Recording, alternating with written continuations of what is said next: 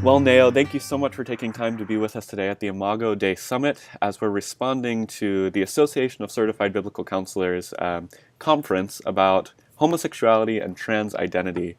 And you have quite the ministry and quite the story at the intersections of faith and sexuality and gender identity. And you've really been an inspiration to so many people. And so I just wanted to ask you if you would take a few minutes and just share your story to how you got to where you are today. Well, thank you for having me and for interviewing me for this. I think it's important to have these conversations. I think it's also important to share our stories because we can tell people what we know, but when we tell them who we are, it's easy for them to relate to us, and it's easy for us to relate to them. I was born in the Democratic Republic of the Congo, in Lubumbashi specifically. Um, my story, I never knew anything about the LGBT community or what LGB, let alone T is. I had two older sisters and then two younger siblings after me. My little sister and my little brother, who came late in the 1990. Um, Growing up, I've always known something was different with me, and it's never been something that was spoken. I could tell from the interactions with people in my family or with with my mother's friends or with my siblings' friends. They would always, or all my friends, um, I would be treated like all the boys around me, whether they were friends or cousins or family members, but it seemed like it was kind of not okay. Um, I just always remember knowing that I was a boy. I knew for sure that I was a boy. I never had any doubt about it, and I would rebel when I would be forced to have my hair braided, or they would put a dress on me, and so much so that my mom just finally just kind of gave up and just let me wear what I needed to wear. Now, I know that I can remember specific incidents, for example, where my mother's friends would come and say, "Wow, your son is very handsome," and she will, embarrassingly say, "Well, that's my daughter," or when I would be playing with my friends, who were all boys, um, and then people would just treat us as boys, and I would never correct them, and my friends will never correct them, and it usually will be an adult that would say, "Well, that's not a boy," and things like that. Now, it's never really been an issue for me because I've always been closer to the boys than I was to the girls, and I mean, honestly, girls scared me a little bit. I avoided them as much as possible. It wasn't until after puberty that I started to notice them more. But after, I remember one time I was about maybe 12, and I used to do a lot of martial arts and biking and playing soccer, basketball, all that stuff. And I remember coming home, um, and I felt like I was bleeding, and I freaked out. I really freaked out. I ran home and I went to the bathroom, and my oldest sister, um, I think she was about 20 at the time, and she came and she checked. She was like, "What is wrong?" And I said, I think I hurt myself, and I'm bleeding. I think it's not normal. I don't know what's going on." I was freaking out, and she finally explained to me what it was. You know, she thought she said, "I thought you knew, and I thought my mom, mom explained to you and all that." My mom traveled a lot for business, and I'm pretty sure she probably did mention something, but I never probably paid attention because I was confused as to what she was talking about. And Eventually, her and my sister sat me down and talked to me and told me what was happening and what was going on. And I said, there's just no way. I can't turn into a girl. And they're talking about, possibly getting pregnant if I do certain things with the boys and things like that. And I'm like, I have no intention, no, So that's, it's kind of started the cycle of where I became kind of an outsider from Mm. my friends group because I felt distant, because I started changing. They started changing in one direction. I started changing in another direction, Yeah. and that brought kind of a lot of social anxiety and depression. Now, when I turned 16, my sister passed away. Mm. My little sister passed away. She was only 12, and that's the time where I realized that I was really alone in this journey, in this body, where I was lost in my body, because I realized then that she was the only one that understood. Mm. She was the only one that called me a brother, even jokingly, or things like that. Mm. And I never really thought about it as much as when she was gone, because when she was gone, that's when really when I felt like, wow, she was really the only one that not only understood it, but I also vocalized it. And that began a lot of my depression. And I decided that I was gonna go to the as far as possible. My family, after that, after my sister passed away, we became very distant from each other. Everybody was disconnected. Everybody living their own kind of in their own world. Now, my dad asked me what I wanted to do after high school, and I told him I was gonna go to the U.S. Just because I wanted to get away, and also secretly, I was telling myself whatever it is that is going on with me, that the world think is bad, is Yeah. dark about me. Hopefully, I will find a cure for it in the U.S. Mm.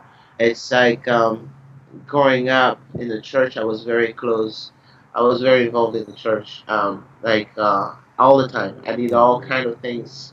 My Mondays to Wednesdays, Sundays, twice Sundays, things like Yeah. that. But it's like there was this part of me that was very close to the church, very close to God, and very close to church members. And there was this dark side of me that I should never talk about, Right. or that God hates. That Mm. so it became a cycle of self hate where I had two identities and I had to separate myself from Mm. them. And before I come to the U.S., I went to a 3 days. Uh, I call it, I guess, a deliverance process where they assigned me a counselor, and then she pretty much kind of made me out myself, because it was obvious I dressed like a boy, I looked like a boy. Mm. You cannot force me to look like a girl even if you try. Yeah. And she asked me to if I wanted to get rid of it, and I said sure. And for 3 days, I slept on the floor. We didn't eat, and it was a lot of prayers and deliverance and all those things. And I just remember going home thinking, wow, it's like if this does not get fixed, I hate myself for Mm. something that I'm trying to change, Yeah. but it's like, why would God create me like that if I have to go through all this suffering? Sure. And I remember coming home still thinking, well, I haven't cured, I am not changed. Mm. And, I tried to even wear a dress, and my brother was like, please never do that again. It's Yeah. not you, Yeah. And so yeah, after that I decided to come to the U.S. and fast forward, just for the sake of time, I went from a private Lutheran college where um, the pastor for the first time told me it's okay to be who you are, to being even more depressed because I didn't feel like I was a lesbian. I didn't feel like I fit that identity. And in 2011, I watched the movie Boys Don't Cry. That's when I realized, whoa, this must be what I'm going through. And my mother uh, became closer to me because she started explaining a lot of of things that she's always noticed when I was a kid, or even around my birth, or before my birth, or you know, even the doctors telling her that she was expecting a boy, and then that turned out to be a girl, just things like that. Yeah. And even people, the pastors or people prophesizing to her that she's going to have a child that's going to do amazing things in the world, and then they would tell her it's a boy, and then all those things that she was confused about. So after a couple of suicidal attempts, and Mm. finally finding myself, and finally loving myself, and finally finding a church where I was accepted, and I even began a trans ministry. My life changed. It's never been the same, because now I was able to become one person, love God and love myself at the same Mm. time, and love other people. Wow. Wow. What a beautiful and hard journey. But it's just so amazing to see through all of those trials and turns, you've come out on this other side and you're standing strong and you're doing really amazing things in the world. So thank Thank you for you. sharing that. And with that, we're here kind of responding to this conference where I'm sure a lot of the things that are being taught were the same things you heard at church growing up and from your community Yeah. and family. People saying things like, even though this conference yesterday announced that they reject reparative therapy, they still say that transgender people and LGBT people of all type need to repent of our sins, turn from this identity that we think we have, and embrace the identity that God created us as. And that Hmm. sort of teaching, I know in my life has been destructive, and it sounds like from your story it was destructive to you. When Right. you heard that kind of teaching, when that kind of teaching's sent out by ministers of God, what does that do to a person who's trying to figure out their gender identity or sexuality? What effect Right. did that have? It's a lot of trauma. It's traumatizing to a person, especially not only they live in a world where they tell them that their natural self is dirty, ugly, disgusting, sinful, um, but also it brings a lot of distrust, just not just to yourself, but also just to the people that you trust the most. I can relate. For me, I felt the closest to God either when I was alone worshiping in church, or when I was alone at home, when other people got involved into my communication or my relationship with God, and they chose to see the envelope that I'm wearing in this world instead of seeing my spirit. That has been the most damaging to me, because I was not even interested in hooking up with girls left and right, just because, you know what I mean. It has never been a sex issue, or uh, a sexuality thing. And even if it was about sexual orientation and not gender identity, it even people that are dealing with sexual orientation, they don't wake up in the morning and think, I want to go have sex with someone of my you know what I mean. It's kind of like that's it's a natural instinct. A Right. kid, boy, girl, 3 years old, 2 years old, 5, 4, they know what it is to have a crush. Yeah. They know what it is to dance with another boy, another kid, or to kiss them. And that's those kind of things.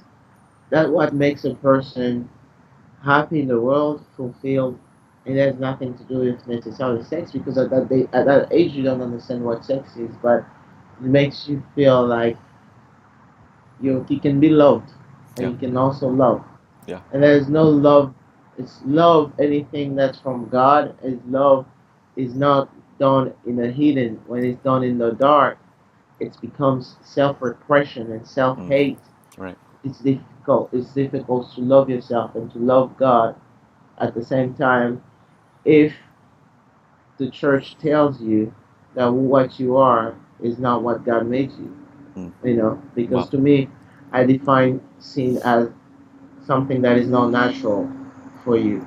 You know, it's Yeah. unnatural for a gay man to force himself to become straight. Right. That to me is a sin because God wants us to live a life, a world, a life where we feel fulfilled, where we feel like we do everything that we can to the best of our abilities.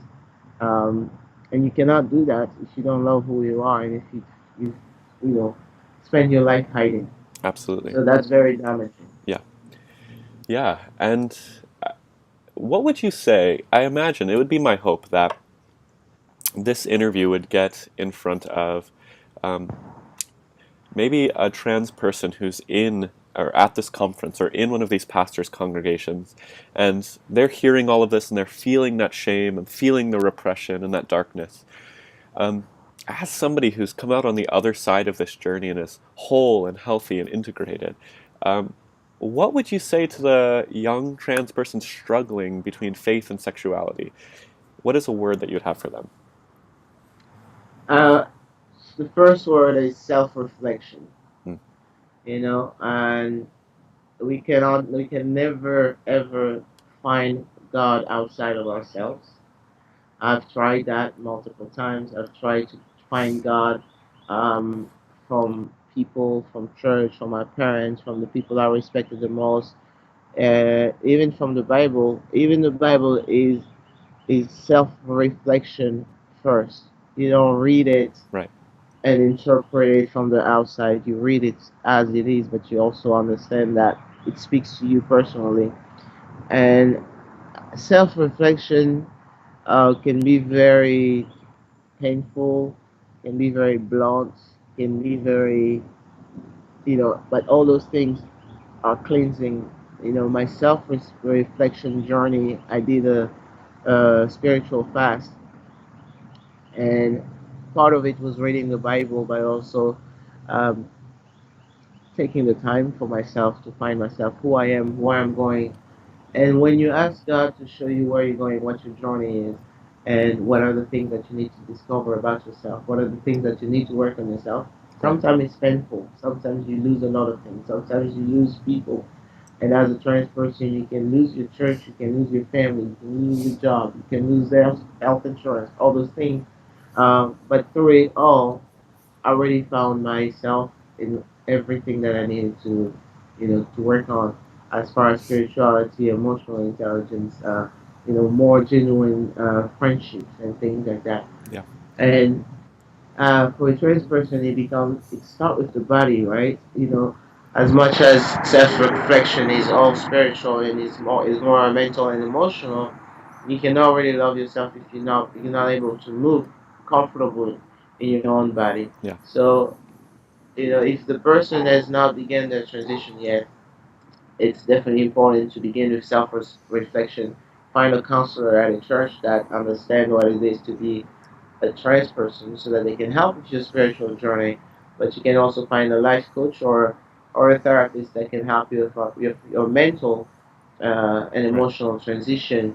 That way, when you work on your physical transition, you don't feel that just because you change your appearance, because we make that mistake of carrying all the baggages that we carried with us from the past, and we think that just because we look the part now, everything is perfect. mm, We don't realize that our family, our church, our friends, ourselves even, we created so much damages in ourselves, so much emotional um, trauma in right, ourselves.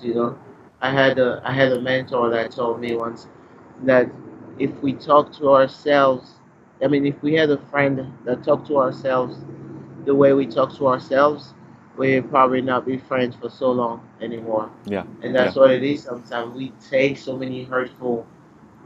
many hurtful things about ourselves that we started, you know, even a lie repeated so many times can feel like it's true. We start repeating to ourselves that I'm worthless, or I will never amount to anything, or I am a, a birth defect, or I'm mm, this, I'm that, yeah, and we start believing that. So that's damaging. So I would definitely encourage, like I said, therapy, counseling, but also a lot of self affirmation. and a support group. Being around people that are positive minded that help you. Read a lot. I dance. Personally, I love to dance because Yeah. I feel like it frees my spirit. Even when I worship, I dance, I move because it frees my spirit and it also affirms the new body that I'm in. And finally, I claim my space into this world. And Right. that's very helpful for me.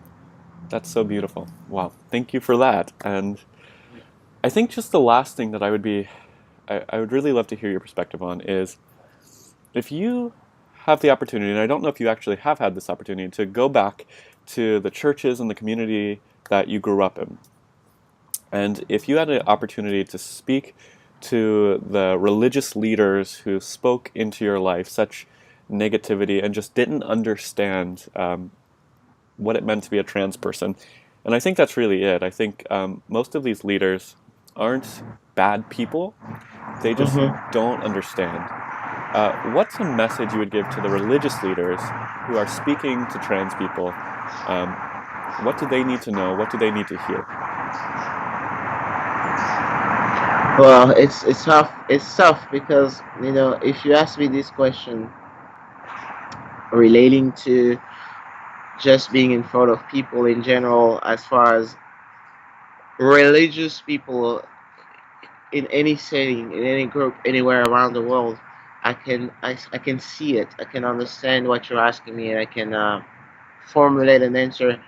And what the first thing that you say is going back home and doing that, and that's like for me, that's like it's where the trauma begins. Mm, yeah, Now, where I am today, I will tell you, I feel so fulfilled in my life, in my journey with God, in my self reflection and everything, that I will be okay with it.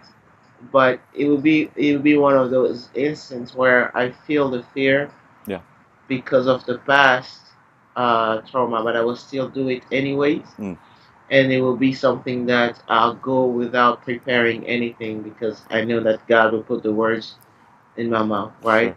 sure, And it's not easy to deal with someone that has already closed not just their mind but their heart. right, And what I always tell people is that if your mind does not understand something, it doesn't mean that your heart needs to hate, mm, right? wow, You can have a disconnect between your mind and your heart. It does not mean that you need to hate a person mm, because the first thing that makes you a Christian is your heart mm, before you understand anything. Because if you disagree with that, then you disagree with the whole concept, the entire concept of faith. mm, Because faith is believing in something that you haven't seen yet or mm, that you don't necessarily fully understand, right, right? And you cannot judge someone based on what you see because that's what the issue has been in a world where we think we know people until they do a lot of hurtful things, right, whether those things are genocides or rapes or discriminations or wars or anything else, whether it's legal discriminations, right, right? But you can, if you are grounded spiritually, it does not matter if you are blind, if you can speak, uh, if you are deaf. When you connect with a person spiritually and you see them or you touch them and you feel their spirit, that is just something that you can never explain. That is yeah, there and that is the truth. So when we go back to that foundation, we will avoid a lot of, because there are a lot of issues in the church that are not talked about, but because there is a bigger issue, a more visible issue, it's easy to bring up the LGBT issue so that we can not avoid talking about the other things that are not working out. You know, but there's discrimination, for example, for women. It's not equal rights for women. It's not always equal between the races. It's not always equal between economical status, socioeconomical status, or educational background, things like that. Um, and as far as I know, I've not seen a lot of churches that are, how you call it, complaining about having a trans or LGBT person that comes and creates a lot of those issues. Usually, those people just want to come and praise and worship, Right. things like that. Right. Right?